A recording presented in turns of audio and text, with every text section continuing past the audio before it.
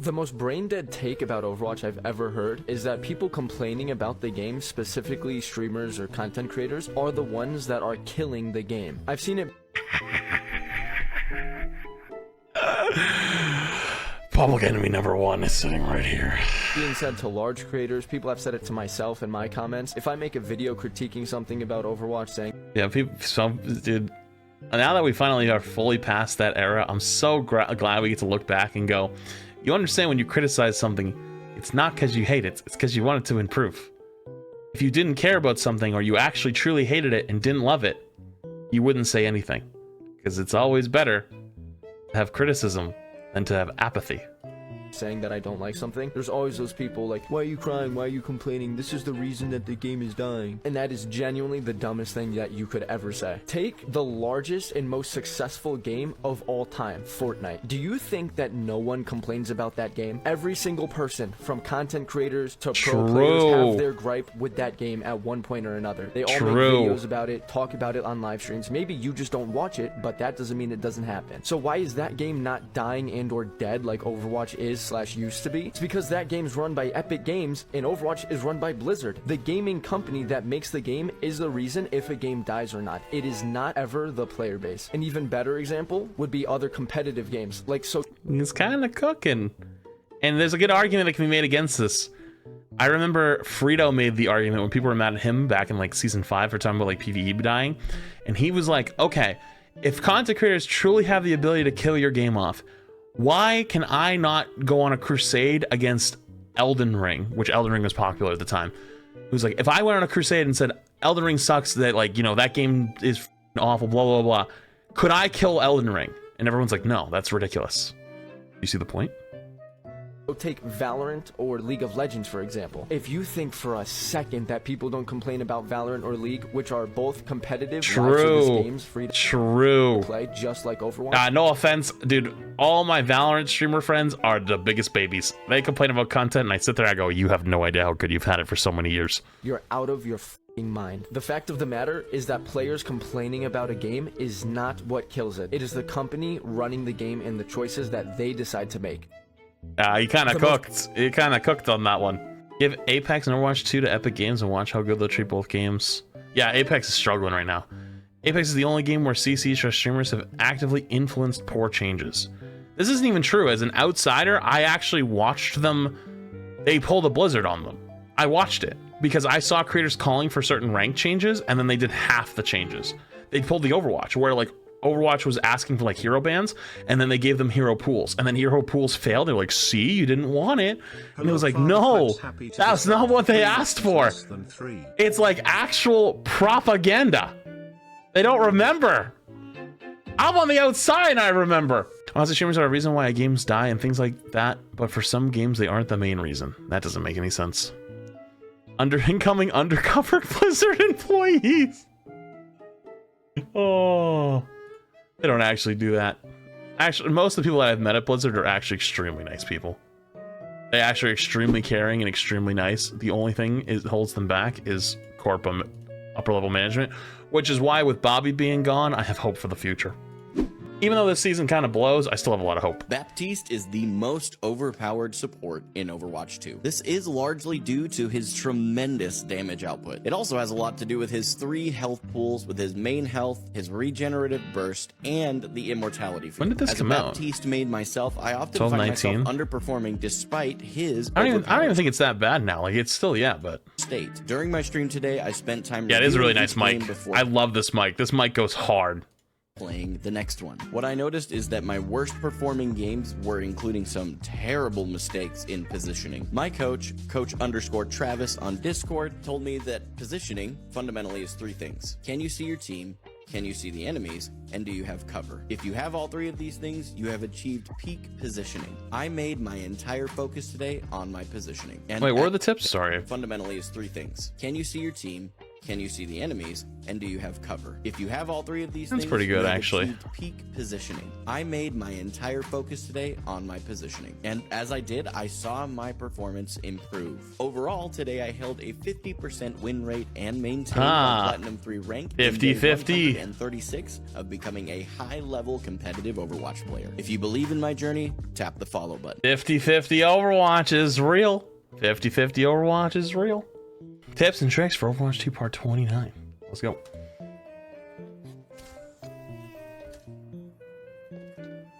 That spot still works? I thought that got patched out.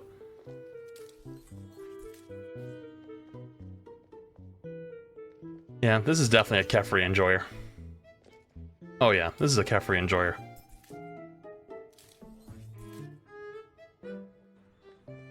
Ah, there it is. The actual Kefri spot. There it is. Yup.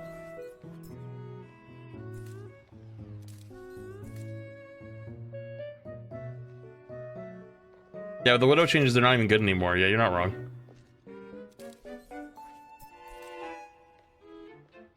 I'm like 99% sure, by the way, all these spots are illegal for competitive play. Like tournaments, stuff like that.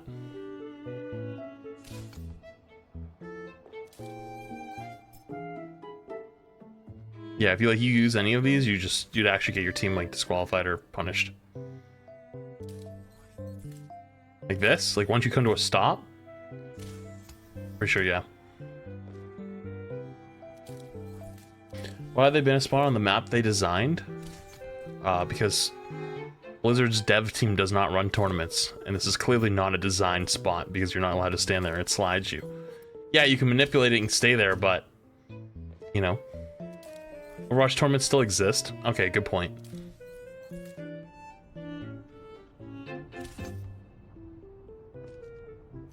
Never seen that one. It's a new one to me. Never seen this one either.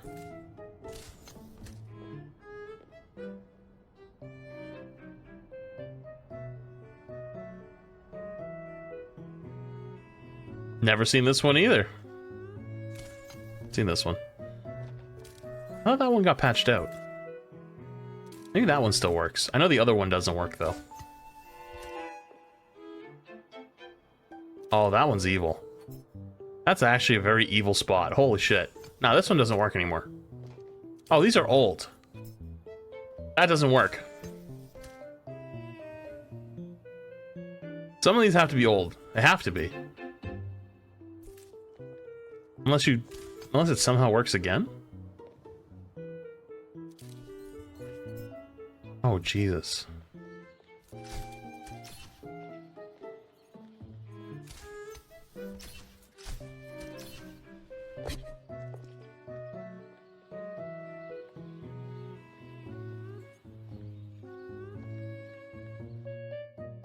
What?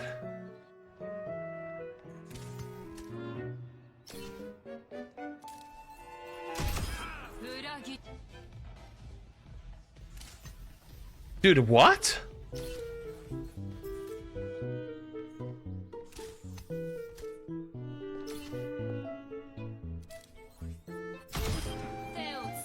Dude, Kefri got some competition with these spots. God damn, dude. What in the f...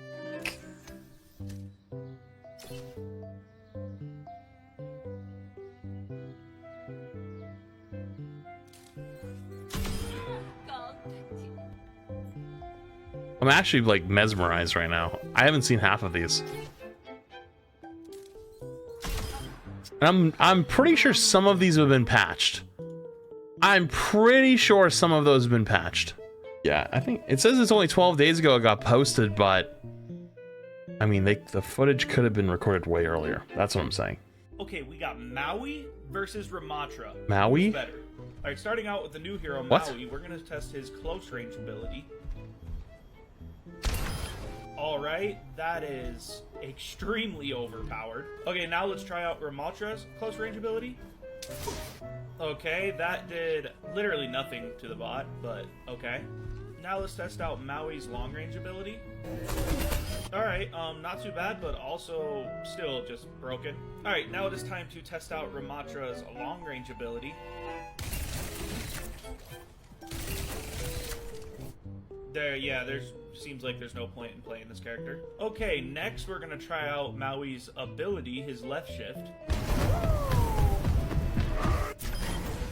Okay, so this is looking like common Overwatch. The new character is just beyond broken. Okay, no, but seriously, who thought this ultimate was a good idea?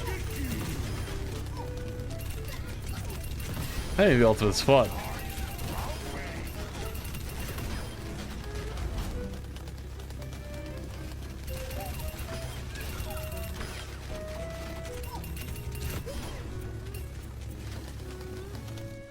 I legitimately did not stop shooting. Now let's test out his abilities, starting with his right click. Alright, it's just a shield. That's cool. Now let's do his left shift. So you just start boxing dudes. Now let's use his E ability. Alright, well, you know how this goes. Let's nerf Genji. I don't know what I just watched.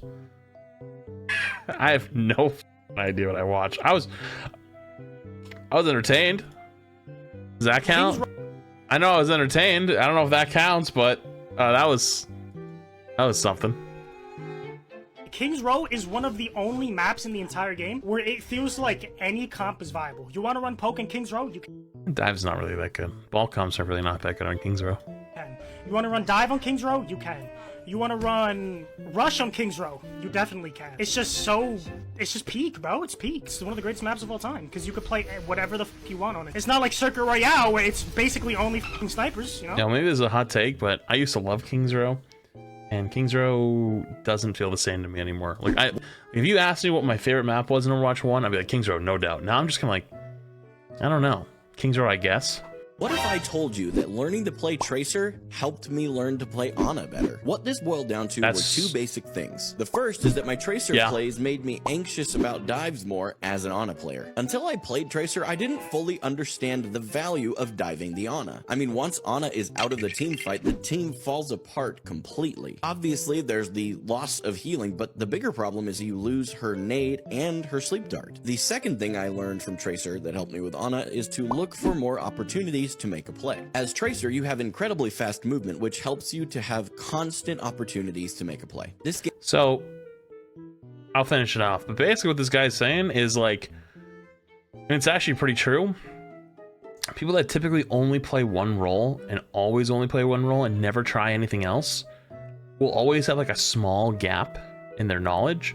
Because if you know how the enemy plays, not only just from your POV, but from their POV, like what works and like what you feel like works, you can play better in those situations that where the enemy is playing in an ideal spot. Like, let's say Tracer, right? Like, if you learn how to play Tracer versus Anas and you're normally an Ana player and you start learning Tracer and you learn how to kill Anas as a Tracer, when you go back to Ana, you remember, okay, when I played Tracer, I was really good at killing Ana near health packs or when they were isolated, right? So then when you play Ana, you realize don't play too close to a health pack. Like, either play on top of the health pack or play not that close to it so they can't like make one blink, grab it, come back full HP, or play super isolated, right? Like, you remember those things from your time learning your Tracer play.